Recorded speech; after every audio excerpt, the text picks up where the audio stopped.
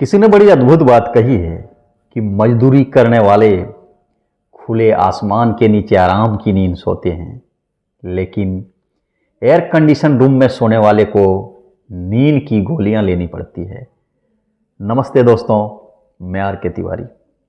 कहानी दो पत्थर की, जो कि एक नदी के बहाव में बह रहे थे। एक गोलाकार पत्थर चिकना और दूसरा नुकीला पत्थर खुरदरा पत्थर। खुरदरा पत्थर चिकने पत्थर से कहता है कि भाई, तुम और मैं दोनों एक साथ इस नदी में रहना शुरू किया था, लेकिन तुम कितने चिकने हो, तुम्हारा शेप अंडाकार है, तुम कितने गोलाकार हो, कितने सुंदर दिख रहे हो।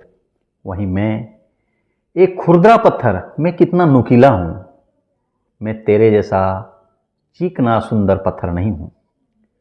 जब चिकना पत्थर ने उस नुकीले पत्थर की ये बातें सुनी तो उन्होंने नुकीले पत्थर से कहा कि भाई, तुम और मैं दोनों ने एक साथ इस नदी में रहना शुरू किया था, लेकिन मैंने नदी के बहाव के साथ बहना शुरू किया। नदी की तेज बहाव में न जाने मैं कितने चीज़ों से टकराया, कितने बड़े बड़े चट्टानों से टकराया, कितने नुकीले पत्थर से टकराया।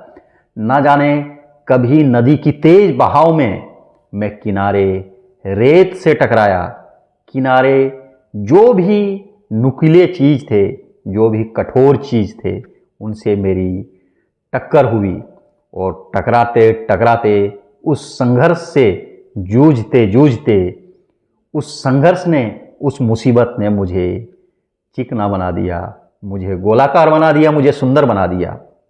अगर तुम मेरे जैसे उस तेज बहाव से, उस चट्टान से, उस मुसीबत से टकराते तो शायद आज तुम भी मेरे जैसे चिकने होते।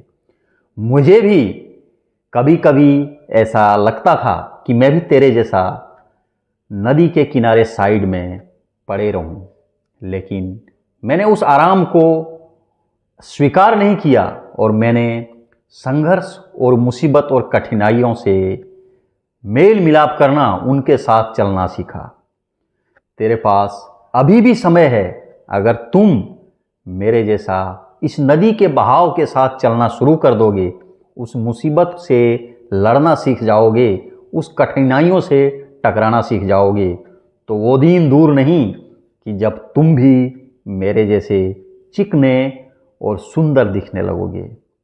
दोस्तों, यह एक छोटी सी कहानी है, लेकिन इस कहानी का सार हमें ये सिखाती है कि ज़िंदगी में जब भी कभी मुसीबत आए, वह हमें अच्छा बनाने के लिए ही आता है।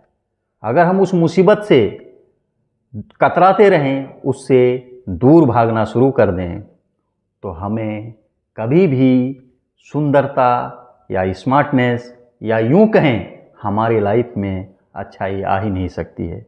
इसलिए मुसीबत से, संघर्ष से, कठिनाइयों से लड़ना सीख जाइए। वो आपको उतना ही राहत पहुंचाने का काम करेगा। अगर आप उन चीज़ों से जितना दूर भागोगे, वह आपको उतना ही पीछा करते रहेगी। जाते जाते एक बार दोस्तों फिर से ज़िंदगी में खुश रहिए, व्यस्त रहिए, मस्त रहिए। मिलते हैं नेक्स्ट एपिसोड में। तब तक के लिए नमस्कार।